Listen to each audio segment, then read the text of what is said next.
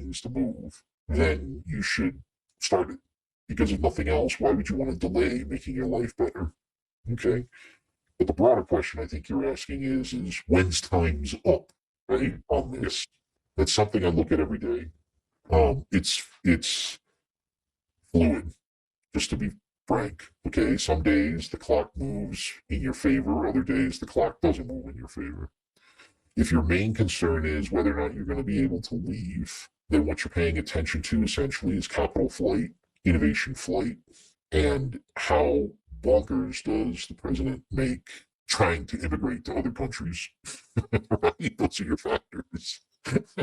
My belief is that the fuse is lit and it's burning, and you're on borrowed time probably shortly after the midterm election.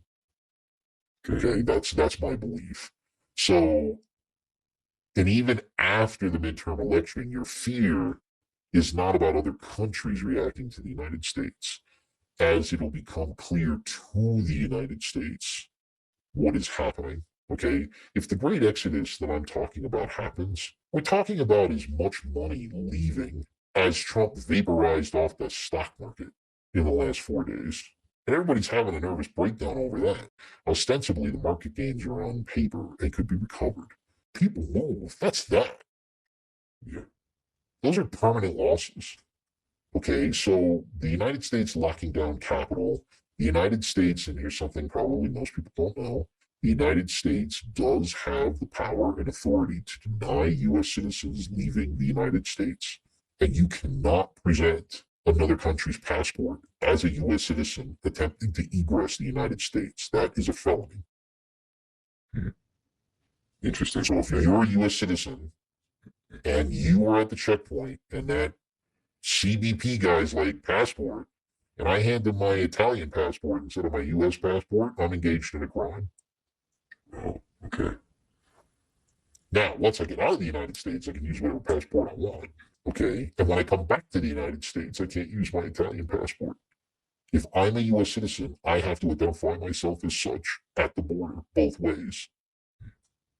So what you could see is, and the mechanism is there, the law is there to deny U.S. citizens leaving the United States for national security reasons. So, my belief is that well, at some point they're going to realize the innovation and capital flight leaving the United States. You saw all those professors leave Yale.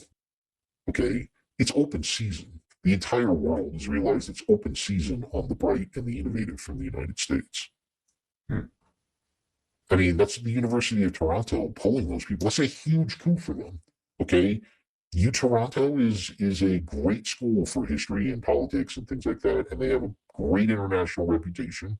And I'm sure they're happy as a clam to have people like Timothy Snyder. Now, our policy focus could turn to that, okay, where they could realize that the brain drain and the money drain on the United States constitutes an existential threat to the continuation of the regime.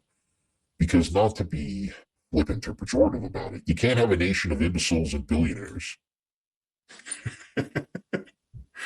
Right?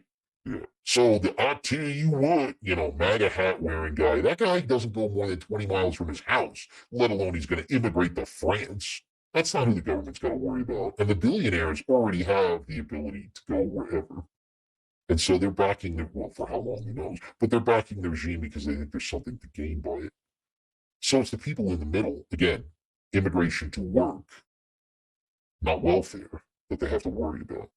And so that's why I'm looking at it going, okay, I think, every day I look at the factors and I make a risk calculation and I'm like, which way is the clock moving? Now, for a while now, the clock has been more or less stuck around the midterm election. It used to be, in my opinion, to about the end of the first quarter of 2027. I no longer believe that. I think, you have 18 to 20 months. If this is your plan, if you're trying to leave, if you want to pursue other options, I think you got 18 to 20 months. That's my read at the moment. And I don't think I'm being Pollyannish or reactionary in saying that. And these are not decisions, by the way, that should just be contemplated lightly. Because here's the realization I made. Wherever I land, that's probably going to be the last place I ever live. I'm going to die in that country, which is not something, if you'd have told me when I raised my hand and took my oath to defend the Constitution, you wouldn't have been able to convince me of that fact at that time back in 2003. And yet here we are. But at the same time, honestly, when I went down that journey, I wouldn't have believed I'd be in Congress and the White House and Parliament and, the United Nations and all the other places I went.